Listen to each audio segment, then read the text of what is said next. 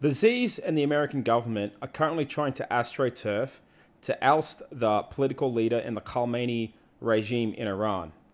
The reason they're doing this is because they want to install their own puppet so they can gain full control of Iran. Now, people are saying it's to gain control of the oil and to gain control of the minerals. Sure, that's part of it because Iran does have a lot of oil. However, the main reason is a certain country in the Middle East that I can't name on this platform does not like Iran and is threatened by its military capability. And they've been trying to overthrow the government for ages through a coup. Now, the Western mainstream media is trying to paint these protests as all against the government and all people trying to liberate themselves from the oppressive regime. Don't get me wrong, the regime is incredibly oppressive and it brutalizes the people, and it has been doing it for decades. However, if you were to tell me, would I rather live under a brutal dictatorship, or would I rather the Zs and the Americans control our government through a puppet to try and destroy and destabilize our country?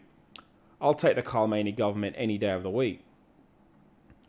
Now, what the mainstream media is intentionally leaving out is the fact that the majority of the protests are actually pro-government and pro-Khamenei.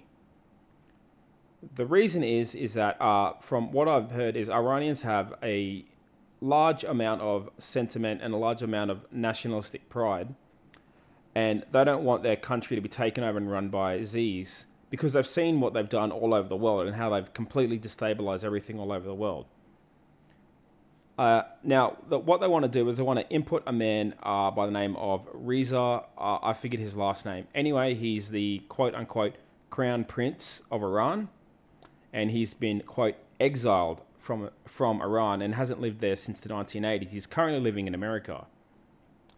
Now, he's kissed the wall and he's spoken many, many times about how he wants to lead a coup d'etat in Iran.